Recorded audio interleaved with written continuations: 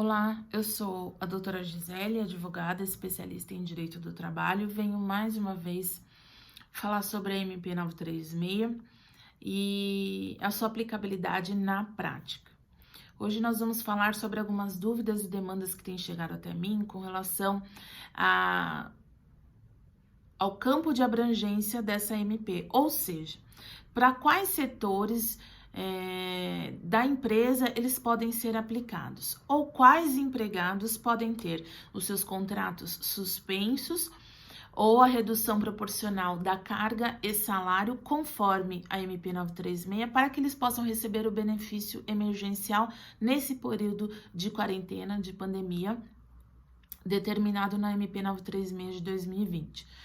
Algumas dúvidas têm se apresentado, especialmente com relação a estagiários, aprendizes, aposentados. Olha, eu tô recebendo o benefício do INSS, estou afastado da empresa, então a gente vai tirar essas dúvidas nesse vídeo de hoje. Na realidade, para que a gente possa analisar, em primeiro lugar, e se deixamos alguma coisa passar aqui nesse vídeo, precisa ter o status de empregado. Então, para que o funcionário ele possa ter o seu contrato de trabalho suspenso ou sua carga reduzida proporcionalmente, através de um acordo individual nos termos da MP 936, ele tem que ter status de empregado. Então, ele tem que ser empregado. Então, tudo aquilo que a gente for analisar, a gente vai analisar se é empregado ou não, e se for empregado, ele pode sim fazer parte do recebimento desse benefício, desse programa para o recebimento do benefício emergencial. Os aprendizes, eles podem ter o seu contrato reduzido.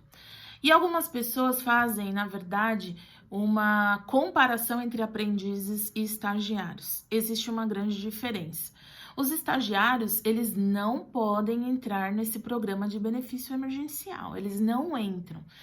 Os aprendizes entram sim, eles podem ter o seu contrato reduzido ou suspenso. O que acontece nesse caso? Os estagiários, existe uma lei específica, que é a Lei 11.788 de 2008. A Lei 11.788 de 2008, que é a lei do estágio, ela fala no seu artigo 3º que o estágio, em qualquer hipótese, ele não cria vínculo empregatício de qualquer natureza. Por aí a gente já excetua a figura do estagiário da aplicabilidade da MP 936. Por aí a gente já tira. Por quê? Porque no artigo 6º, no parágrafo 1º da MP, fala que a aplicação ao empregado com vínculo empregatício. Então, a letra da MP é muito clara em falar sobre o vínculo de emprego. Na verdade, se a gente for analisar, também no conceito de empregado, existe uma grande diferença entre o empregado e o estagiário. E se a gente for fazer um quadro comparativo disso, você vai ver que o empregado ele tem uma prestação de serviços, ele deve prestar serviços para o seu empregador, nos termos do contrato de trabalho, mas o estagiário, o que a gente fala não é de uma prestação de serviços, ele não presta serviços, né? O estágio ele é definido na lei, no seu artigo 1º, que é um ato educativo e não prestação de serviço, diz assim: estágio é ato educativo escolar supervisionado.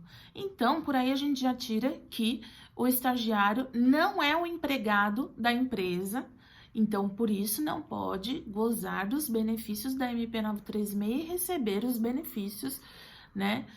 O benefício emergencial descrito na MP 936. Outra diferença é que o empregado recebe salário. O estagiário ele recebe o que nós chamamos de uma bolsa auxílio, uma bolsa estágio. Então, por aí a gente já tira outra diferença. Na verdade, existe a clara condição de aprendizagem. O estagiário ele tem que estar matriculado no curso e faz parte do programa do curso o programa de estágio, por isso também não se aplica. Empregados com contrato de trabalho intermitente, que é uma novidade que a nova CLT trouxe no artigo 452A, e fala sobre o contrato de trabalho intermitente. O contrato de trabalho intermitente pode sim, os trabalhadores que têm contrato de trabalho intermitente com a empresa, eles podem sim fazer parte do programa da MP para recebimento do benefício emergencial. Inclusive, no artigo 18 da MP fala expressamente sobre isso, que diz assim, artigo 18. O empregado com contrato de trabalho intermitente formalizado até a data da publicação desta medida provisória, nos termos do parágrafo 3º do 443 da CLT, fará jus ao benefício emergencial. Só que a MP coloca um valor específico para recebimento. Então, ao contrário dos demais empregados, ele não vai receber, né, com base no seguro-desemprego. Ele vai receber um valor fixo de R$600. Então, no artigo 18, é muito claro a MP quando fala dos contratos de trabalho intermitentes. Eles podem sim participar, os empregados com contrato de trabalho intermitente, mas vão receber, ao contrário dos outros empregados, um valor fixo de R$600. Empregados com jornadas parciais podem, porque são empregados. A própria definição da palavra já diz. Empregados domésticos podem também, mesmo raciocínio. A condição da doméstica, ela não é diferente dos outros empregados. O que muda é o local da prestação de serviços, mas isso não muda o status dela de empregado, né? Então, ela sim faz parte desse rol que podem receber o benefício emergencial da MP 936, com certeza. Os aposentados não podem fazer parte. Por quê? Na verdade, a exclusão dos aposentados está clara no artigo 6º, parágrafo 2º, que diz assim: o benefício emergencial de preservação do emprego e renda não será devido ao empregado que esteja ocupando cargo público. Isso a gente vai ver um pouco mais para frente. Em gozo de... Aí ele começa a especificar benefício de prestação continuada, que é o LOAS, ou benefícios próprios da Previdência Social. Então, se ele tiver em auxílio-doença, por exemplo, salário maternidade, estiver recebendo, ele não vai poder fazer parte do rol de abrangência da MP 936. Então, os aposentados já entram também aí na questão dos benefícios próprios da Previdência Social. Então, por isso, não podem fazer parte, né? E também ele situa nesse mesmo artigo 6º, no parágrafo 2º, para os empregados que estão em gozo de bolsa de qualificação profissional. Então, se ele estiver recebendo bolsa de qualificação profissional, ele também não faz parte. E se ele tiver cargo ou emprego público de comissão, nomeação, exoneração ou mandado eletivo, tanto nas esferas da União, estados ou municípios, seja trabalhando em autarquias, empresas públicas, sociedades de economia mista e afins, ele não faz parte da MP 936, tá? Existe, na verdade, uma vedação específica na MP no artigo 3º. Quem recebe benefício do INSS é o mesmo fundamento, não pode receber, né? Parágrafo 2º do artigo 6º da MP 936. Recebe bolsa qualificação também não, já falei. Tem mais de um vínculo empregatício. É interessante que a MP 936 traz essa hipótese e é uma pergunta que todo mundo faz, porque às vezes, por exemplo, no caso do professor, às vezes ele tem mais de um vínculo empregatício, né? E isso é uma dúvida muito recorrente. Então, se ele tem mais de um vínculo empregatício, ele pode fazer parte disso, ele pode ter o seu contrato suspenso, pode ter o seu contrato reduzindo carga e salários? Pode sim. Na verdade, existe um dispositivo que fala expressamente isso na MP. Só que ainda diz que ele poderá receber cumulativamente um benefício emergencial para cada vínculo de emprego. Então, quer dizer, se ele tem mais de um vínculo, ele pode receber um benefício emergencial para cada vínculo de emprego.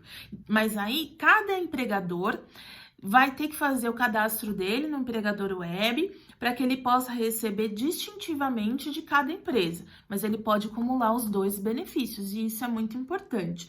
Só que eles excetuam a questão do contrato de trabalho intermitente. Se estamos falando de contrato de trabalho intermitente, já é uma exceção a essa regra da acumulação dos vínculos. Então, a gente já sai daí e entra naquela regrinha dos R$600, um único benefício. Contrato de experiência pode? Pode. Engraçado que, se você for analisar a MP, ela começa a albergar esses detalhezinhos que, às vezes, na prática, aparecem para nós. Por exemplo, a questão do contrato de experiência. No parágrafo 1º do artigo 6º, também fala que não tem um limite mínimo de dias de vínculo, de salários, de tempo de empresa e etc, etc, etc. Então, já que não temos um valor mínimo, né, de tempo de empresa, um mínimo de contribuições, uma coisa não tem nada a ver com a outra. Se ele está há uma semana na empresa, a gente já consegue fazer a suspensão do contrato de trabalho e também um acordo individual para redução de carga e salário. Pejotização já é uma exceção clara, porque pejotização a gente nem poderia falar aqui, né? Porque na realidade a pejotização ela ainda é vedada pelo ordenamento jurídico. Mas o que acontece é que, na verdade, os prestadores de serviço às vezes abrem uma MEI e prestam serviços na empresa, isso não lhe dá o status de empregado, tá? Então, se ele não tem um status de empregado, por si só, por existir um contrato de prestação de serviços da empresa dele com um outro empregador, não existe vínculo de emprego. Na verdade, aí a gente não fala de vínculo de emprego. Existe uma grande diferença entre vínculo de emprego e vínculo, né, de trabalho para a prestação de serviços. Na verdade, quando a gente fala que não se aplica, existe uma outra solução para os empresários, nesses casos que nós falamos que não se aplica. Então, por exemplo, os estagiários, os estagiários, os que recebem benefício do INSS, os aposentados, os que estão afastados por auxílio-doença, os que são funcionários públicos. Quais seriam, na realidade, as soluções nesses casos? As soluções nesses casos, a gente, na verdade, seria remeter a uma outra MP que foi editada durante esse período de quarentena, devido também à urgência, que é a MP 927. E ela traz outras alternativas para o empregador, para o empresário. E diz assim no artigo 3º, o teletrabalho, antecipação de férias individuais e coletivas. A gente também fala de uma licença remunerada, que é quando o funcionário fica em casa recebendo normal, mas também vai ter um aproveitamento e antecipação de feriados. Tudo isso tem que ser colocado num termo de compensação de horas extras bem fundamentado, num contrato bem fundamentado, para que não venha ter problema, não venha ter questionamentos judiciais posteriores. Então, a gente fala que nessas hipóteses, pode sim o empregador usar o teletrabalho. Ah, mas aí minha empresa está fechada, não tem como fazer teletrabalho, não tem como colocar em home office. Se você não tem como fazer isso, a solução é a antecipação de férias, né? Antecipação de férias e também a licença remunerada. Deixar em casa, pagar normal, mas, na verdade, colocar nesse termo bem específico a questão da compensação das horas extras, tá? Que tem termos específicos, tem jeitos específicos para elas serem compensadas de acordo com a MP 927. Então, deixar isso muito claro. Tudo que a gente for fazer, em especial nesse período de emergência, de urgência, que as pessoas estão, na verdade, tentando evitar maiores prejuízos das empresas, nós temos que, ao mesmo tempo, ter em mente o seguinte: tudo que eu tenho que fazer tem que ter boa fé e transparência, e o empregado tem que aceitar. Então, eu sempre falo isso, a questão da anuência do empregado é algo muito importante, porque também pode fazer aquele acordo padecer de uma nulidade, que a gente pode ver amanhã ou depois, judicialmente, revertido todo o direito em favor do empregado. Então, tá bem atento a isso. Eu agradeço a todos. Obrigada.